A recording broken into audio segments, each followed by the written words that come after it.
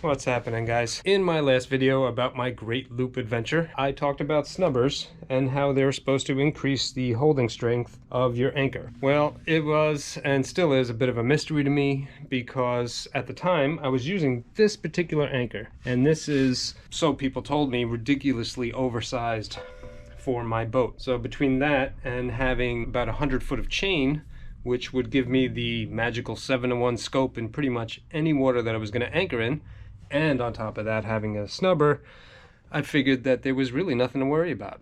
But regardless, at the last anchorage that I was at, which was wonderful and remote, I kept the chart plotter on. Well, it was on standby, and what that does, if I come upstairs here, you can see if you leave it on standby, it leaves breadcrumbs.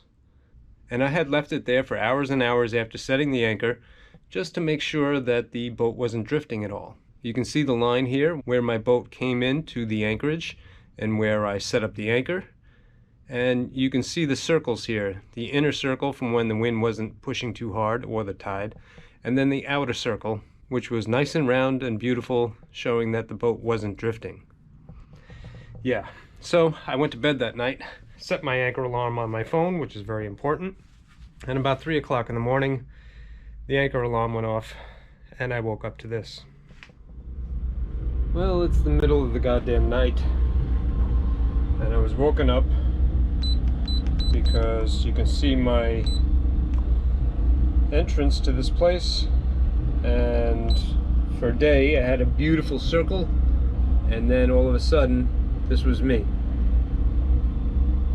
So this was where I settled and decided, well, that's unacceptable, dragging like that. I had 80 foot of chain out and an enormous anchor, which allegedly was good for a 60-foot boat, and I drug anchor. So I came back and I reset in the same spot, which is probably foolish because I won't be able to tell as easily if I'm dragging, but you can see my cursor is right back to where I should be, which means I'm holding for now. Got a little more road out, but yeah, my woes continue. Can't seem to stay anchored. You can't see jack crap. Where's the full moon? Where is it? There's the full moon. Full moon means big tides. The wind isn't crazy, but the tides are nuts. Enough to make me drag anchor. I'm going back to bed. At daylight, I woke up to a wonderful sight. A beautiful sunrise over secluded waters, and I hadn't drug anchor.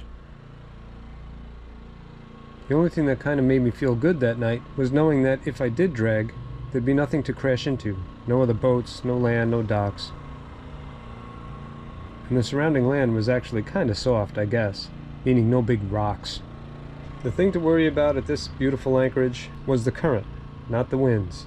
It can be deceiving on a still night to think that you're going to drag anchor. Mike also broke free during the night. Inside was everything I owned, practically. On this boat was all my stuff and my pups, who cared not for dragging anchors and perils of traveling by boat. Good morning. They weren't much help either when things went sideways. Sitting here with the fan on you. Yeah. But I was glad to have them with me nonetheless. The boat smelled wonderfully of coffee, and all things considered, this really wasn't a bad place to be. But even though the scenery outside the back door was beautiful, it was still time to move on. Next morning, it seems we held within our circle. It's good.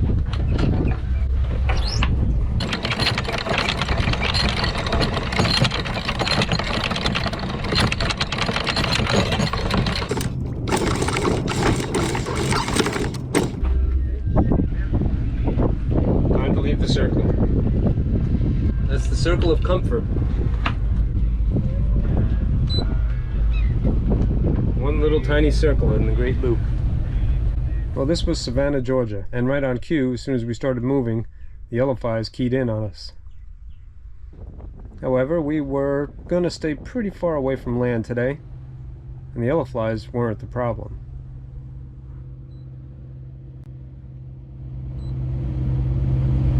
This is kind of nice. Instead of going all the way around here, we can just cut through this little spot, affectionately known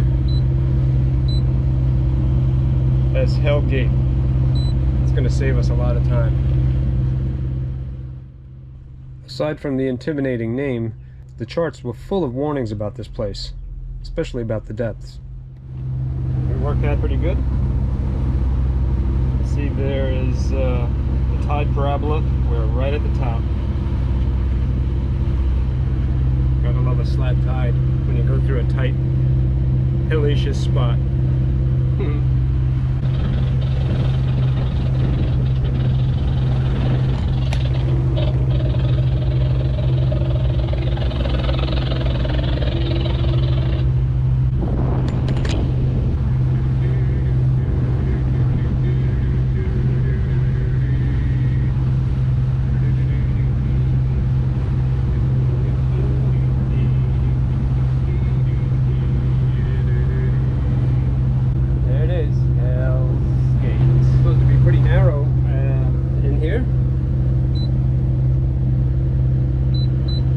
Nice to have a depth finder. You can see it dropping. It went to 15. This is high tide too. I wonder what the tide swing is here. If it's 9 foot like it's been, that could be a problem for some people. We could make it though. There we are. Sort of in the middle-ish. There's a marker right there.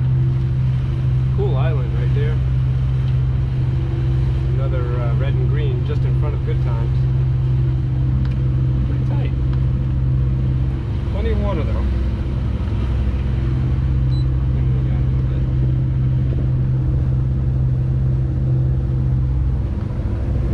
15 something.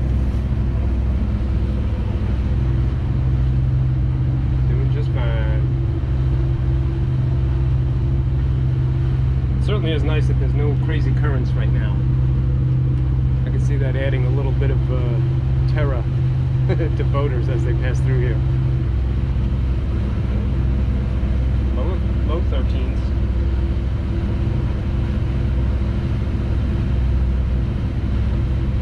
Probably have an extra foot on top of that. I haven't calibrated the transducer's location to compensate for its distance below the waterline.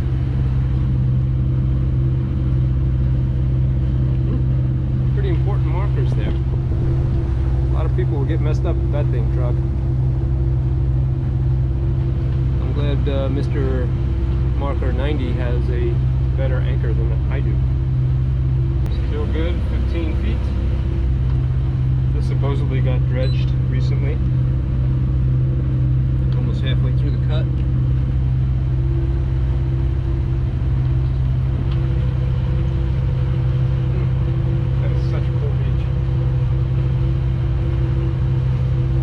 Dogs would love to be running around on that right now, but not meant to be. Our location today, or destination, is not too far past this Hell Gate thing that we're in right now. Just looking to see if there's anybody behind me. There's not. It's beautiful. It's a weekday, not a lot of boat traffic, no current. Today life is pretty good. So we drop into the 13s again. The only bad thing about coming through here at high tide is that if we were to hit bottom or get stuck, we'd have to get unstuck real quick before the tide dropped out. Alright, Conte, you look like you made it.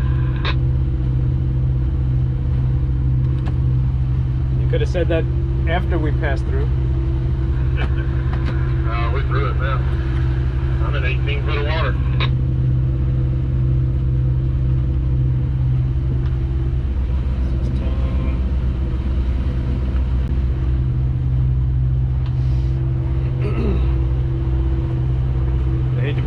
optimistic, but I think he's right. I think we made it through okay.